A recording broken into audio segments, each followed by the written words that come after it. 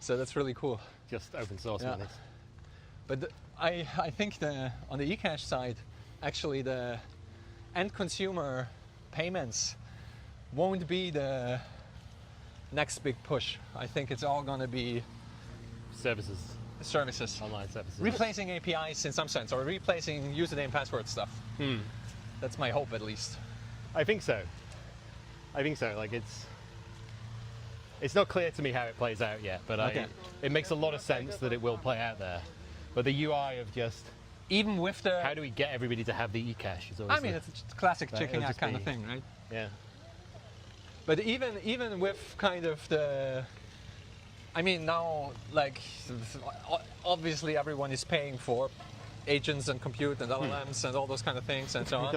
I'm paying everybody for all of them. and everyone hates. I mean, it's the Netflix problem kind of. You know, it's like, okay, there's one streaming service. That's fantastic. You pay for one streaming service. You pay whatever, $20 a month. That's fine. You can watch everything. All right. And then there's 10. And then there's 10 or 15, and then you're fucked. And I think that's what we are seeing with all these services. It's like, okay, you have an OpenAI subscription, fine. All right. But then you have Anthropic and 5 other things pop up and so on, and it's like, okay, like you probably don't want to sign up. Yeah. I mean, this is why I services. mainly go for open router, so I can just move between all the different tools, but then I go for open router.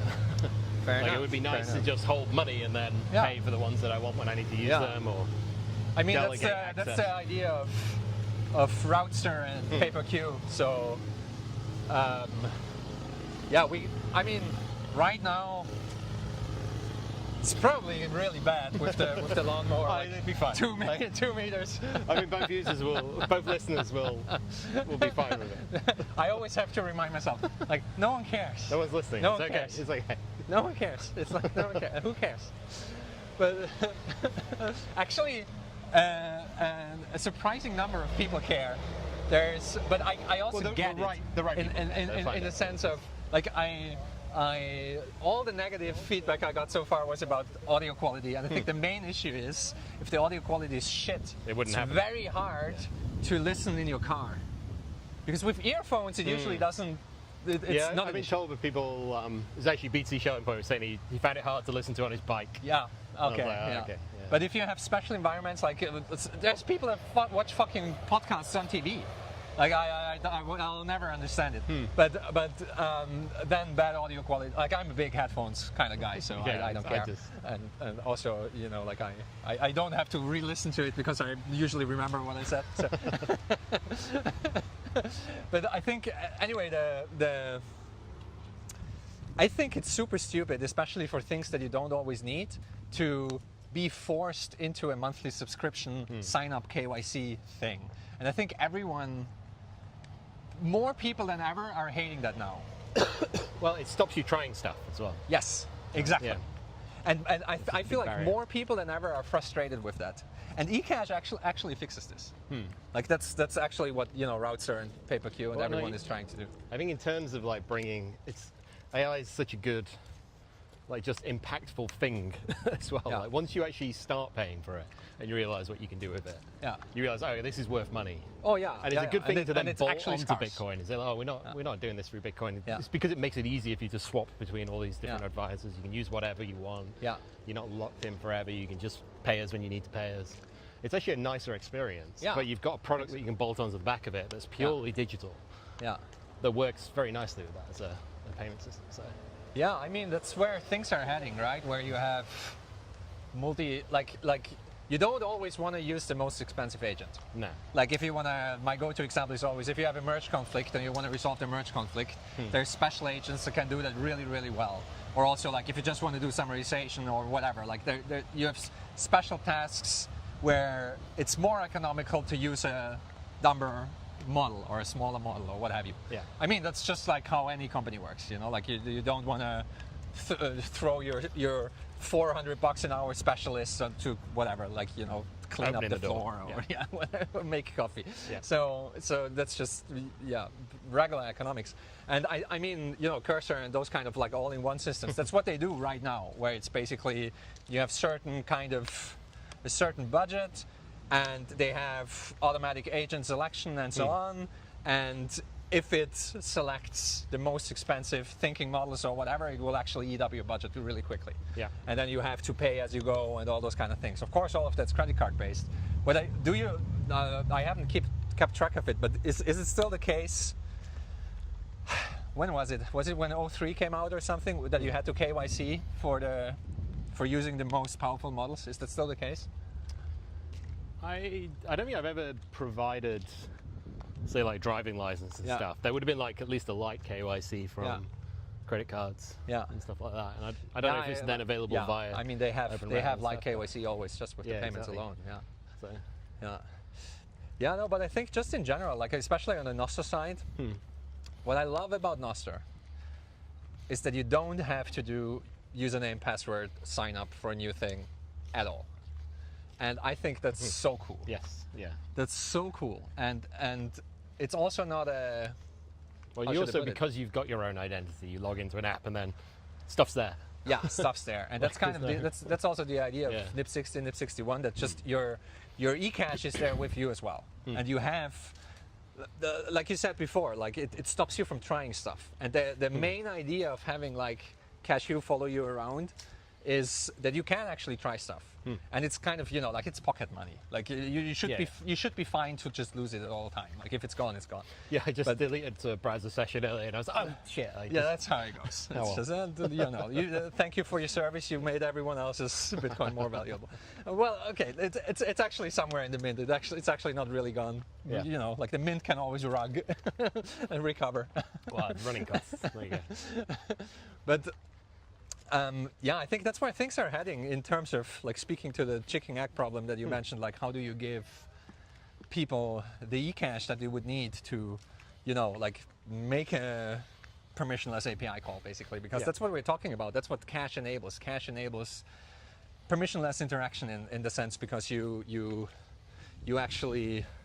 You have the payment. You have the payment up front, basically. Like that's how every corner store, every lemonade stand, everything works. Well, yeah, the consumer takes the risk, the very brief window of risk, as it were. But because I was looking at doing maybe some like eCache-based routing stuff myself, and I was like, but how do I don't know how long the run's going to go for, and I don't know how big the query is. And I talked to like one of the Rouster guys when we got here, and he was just like, oh yeah, we just take a big payment and then give you the change. Yeah. And I was like, why did I not think of that? So you're a shop. Oh, I get it. Perfect. That's how it should work, isn't it? Yeah, that's how it works. And then I, as the consumer, take that initial risk. Well, you're covered. You can run the job. Yeah. I get the job back plus my change. Yeah. Super.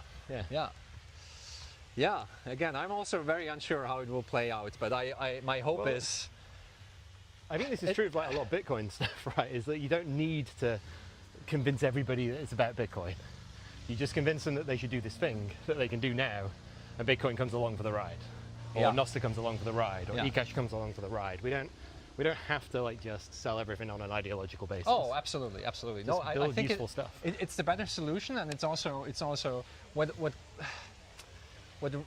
I'm really annoyed about when I listen to the Silicon Valley bros talk about all those kind of things is. They ignore... Is it because you're listening to them? That's mistake number one. Mistake number one. I'm mostly annoyed about myself that I kind of force myself to listen to them a little bit at least.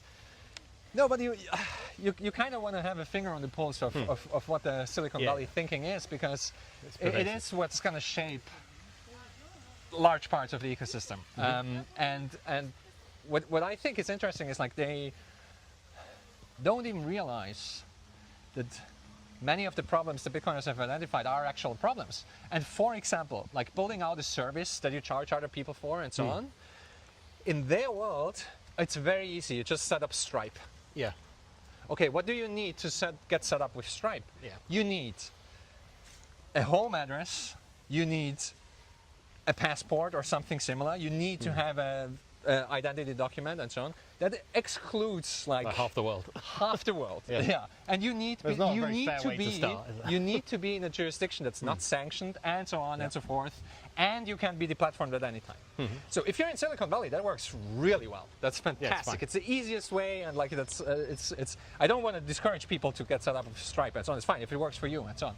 But what I would love to see, what I hope that eCache enables, like and Nostr as well, where it's just like you're at 12. I have to think about Aaron Swartz like once a day, just in part because his quote is on my wall and everything. Yeah, okay. But he was, and I told this story before, but he was like 12 or so when he popped up in some IRC channel and started working on RSS.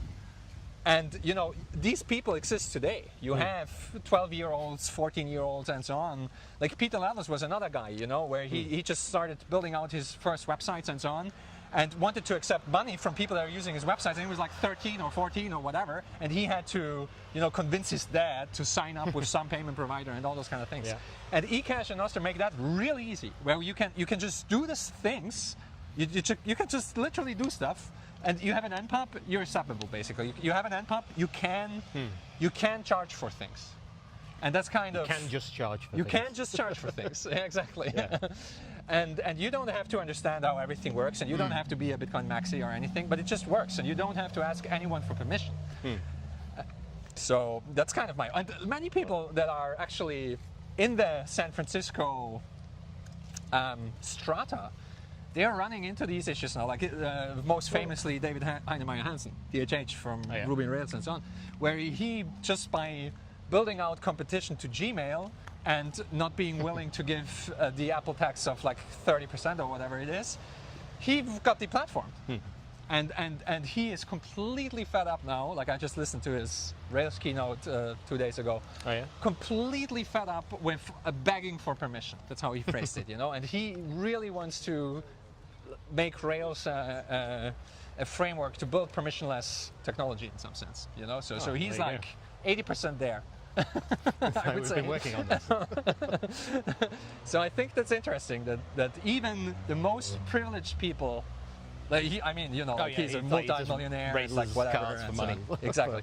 So even he runs into the issue of deplatforming and the issue of having to beg for permission just because you're developing the wrong app, Like you're developing a really good email client. Yeah. Suddenly you're the enemy. But even like less about the platforming in a sense, like the whole point that we're told about Silicon Valley being a great place is because of all the innovation and the trying stuff and move fast and break things, but you can't move fast and break things if you need like 100 grand to get going. Yeah. Like if you can just build something, there's already a network effect, there's already the ability to take money, it's all just there and free and open. Yeah. Your cost to experiment and to do new things goes way down. I mean, we're here just doing, I was like a little bit scared of the idea that, okay, I've got to build something new every week. Like I don't even build, I'm kind of like a play developer at the moment. But you can build. You can build stuff and you can share it. We only introduced this kind of little rule because of vibe coding, because it's actually possible now. Yeah. Otherwise, it would be insanity. But the point of it is kind of to it's a constraint that requires you to kind of really dig deep and think hard. What do you want to have exist? In some sense, because it doesn't have to be polished, it doesn't even have to work, it's just like try to get the idea across with like a first prototype or what have you. Yeah. But yeah, let's see how it goes. It's the first time we're actually trying to enforce it and so on. But we'll see. But the thing you mentioned about kind of the cost of starting something up, that's why I keep coming back to the analogy of a lemonade stand. Pre-Bitcoin, it was basically impossible to do a lemonade stand in cyberspace, because you had to go to your dad and ask to please set me up with Stripe, and depending on which country you're from, it's actually impossible, and all those kind of things. Yeah. And now you can actually do that, and I really hope that we see more of that. Not everyone loved the analogy, by the way. I don't know why. I think because lemonade stand is like child's play, but I think child's play is fine. It's like just if you're literally a child and you build something useful, like a lemonade stand, that is useful, charge money. Charge money and do something with it, and I think it's possible now. So that's my hope, that we're going to see many lemonade stands. But the issue, of course, is that what is actually there aren't that many things that are scarce in cyberspace. There aren't that, like water and lemonade and so on. It's very easy to sell. Everyone needs it all the time. It is in the real world. But I mean, I think the difference is in cyberspace you can sell services to people that can be consumed there and then. I don't know, like we talked about this a bunch on the Good Stuff podcast, like where I think we're going to relocalize a lot of stuff. Yeah. Like there's like almost all the software that people consume around the world comes out of like one small part of America, and that just seems quite strange. Because those people at best can only build stuff for a very generic use case that they understand, and it doesn't reflect most places around the world. Yeah. So if you take all the intelligence that they've got, or any abilities, methodologies, coding systems, all this stuff, and just make that freely available to anybody, I don't know why I would ever buy it from them. Yeah, sure. I mean, I think we see that already now with people in part moving away from AWS. Again, like DHH talked about this, for example. They moved their whole cloud infrastructure to their own bare metal. And in part, again, like one part is the permissionless part. You actually don't have to beg for permission to run your own software. The other part is it's actually more cost effective. If you know what you're doing and if you can set it up and so on, it's in the long run it's cheaper to run your own. And I think on the Bitcoin side, for example, it's kind of similar. There's many people that run nodes and have home servers and all those kind of things.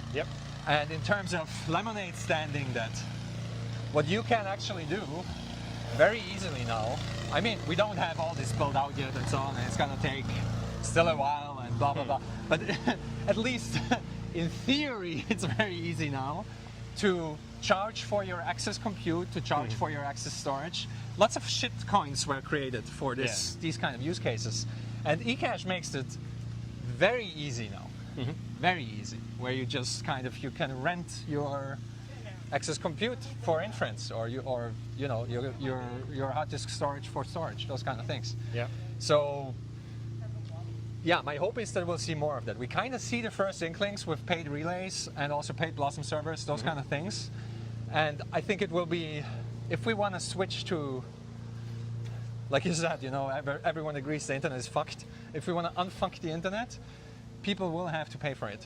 Which means that other people ever agree the internet is fucked, unfortunately. But say that again? I don't know if that's going to be like a widely held normal belief that the internet is fucked. I mean, I agree with you, but how so? I don't think most people think it is. Don't you think that the current zeitgeist is at least that, I don't know, polarization is at an all-time high and TikTok is not necessarily good for society? True, but I don't think people see that as the internet is fucked. There is like, I think, maybe there's like slight nuance, but like people hate social media right now. It's a cool thing now to hate social media. Which makes me love it even more now that we hate it, but it's... I mean, I think social media was like highly effective at some point in the past of like actually connecting people peer to peer. I think most of that aspect of social media has been taken away, unfortunately, except in Nostr, where everything seems to be more peer to peer. But I could imagine that people would get into thinking the internet is fucked because they hate social media more than they would do about the internet being fucked or being willing to pay for it. Okay, yeah, fair enough. I mean, I'm so isolated and far down in my bubble. I have no idea what regular people think about the internet. I think for most people, the regular internet is probably, in Europe at least, is like WhatsApp, and that's probably it. Instagram maybe. And I would look at that and feel like it's just a massive missed opportunity for what we could have had. Yeah, sure. I do wonder. Yeah. No, I mean, that's still why I have such high hopes for Nostr, because Nostr to me represents what the internet could have been. It's still, again, like it has its flaws, it's imperfect and so on, but embedding on a native level identity and money into the internet is a big deal. It's a really big deal, and not only internet and money, but like cryptographic identity and cryptography at the base layer. Like everything is signed. Like there is. Like that alone removes the middleman, basically. Yeah, it allows you to own stuff as opposed to ask for it. Yeah, and yeah, I mean, I don't know. I have a very hard time, kind of. I don't know. I'm just always blown away by how regular people, like I sometimes when I'm, I don't know, at a plane or at a, like whatever public place where you have the ability to look into other people's phones, I sometimes look and I'm always amazed how people kind of use their phones and what they do on their phones and so on, and it's just like it doesn't I know I'm an outlier. I'm well aware. Where's your Blossom server? So what's going on here? I watched an old lady on the last flight I was on for like 45 minutes or so. I watched her rearrange her apps on the various home screens she had. Not only that, she also went in all the settings and cleared all the temporary files and caches and so on. That was interesting. And she was really going for a border. She just wanted to clean up. Really cleaning up her phone. And I think she had like, it was like a Samsung whatever stock thing. And I think she had like 4 or so apps installed in addition to that. So it was really like you know, there was nothing to clean. You know what I mean? So that was interesting.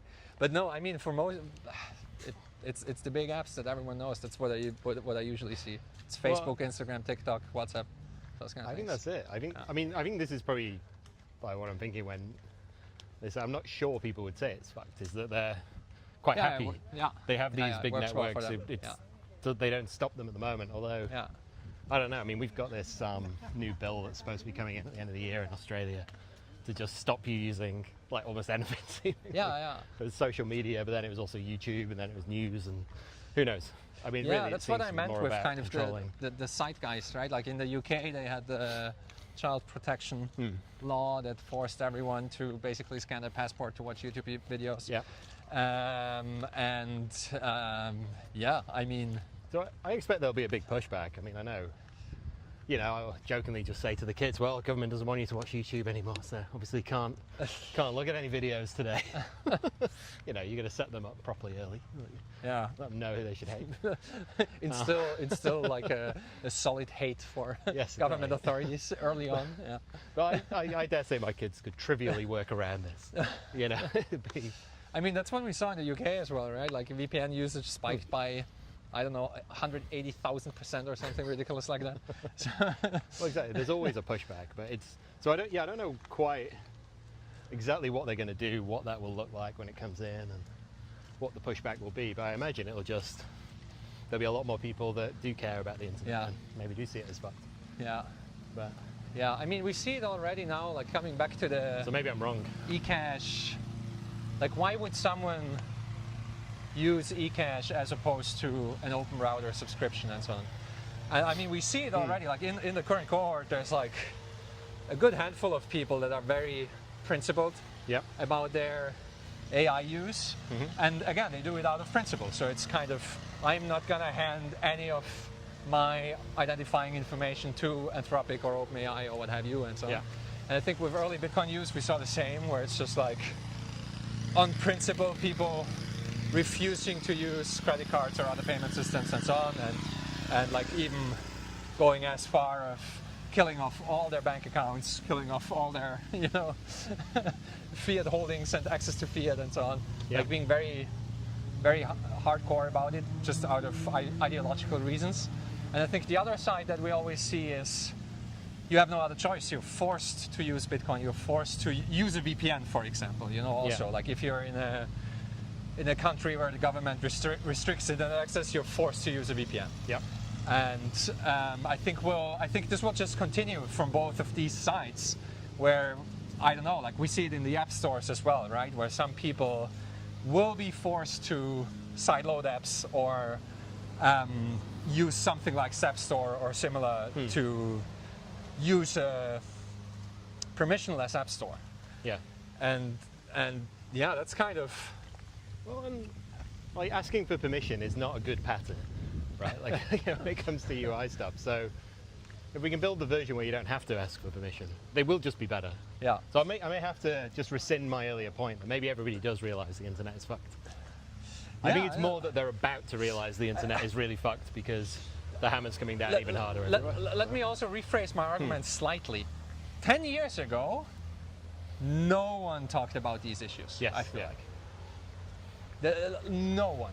Like it was everything was. It wasn't part of the public discourse that there is an issue with big platforms, with app stores, with governments restricting access to the internet and so on. Like 10, 15 years ago, it was not an issue. now I feel like it's everywhere in almost every country. It's the flavor of it might be different. Like again, in the US, for example, there was lots of payment-related stuff. Like lots of companies deplatformed by credit card companies and so on. Like in the gaming world, for example, there was like many of the things came out of the gaming world. For example, Fortnite refusing to pay Apple the 30% tax. You know, that was a big deal and a big lawsuit and so on.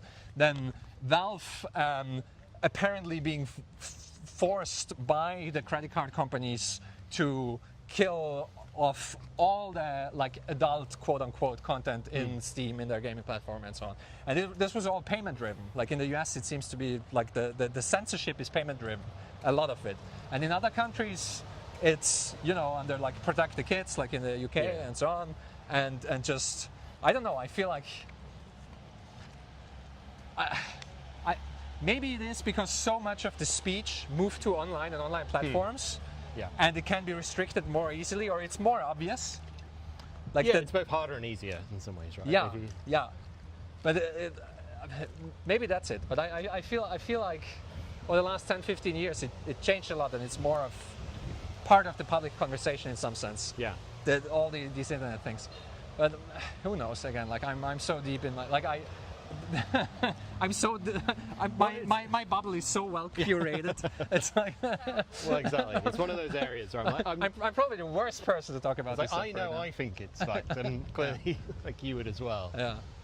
It was not immediately obvious to me that everybody else would be feeling that. But there has been like a big shift, which I think is good. But we should fix it, right? So here we are, right? YOLO mode, fixing the internet. trying to fix parts of the internet.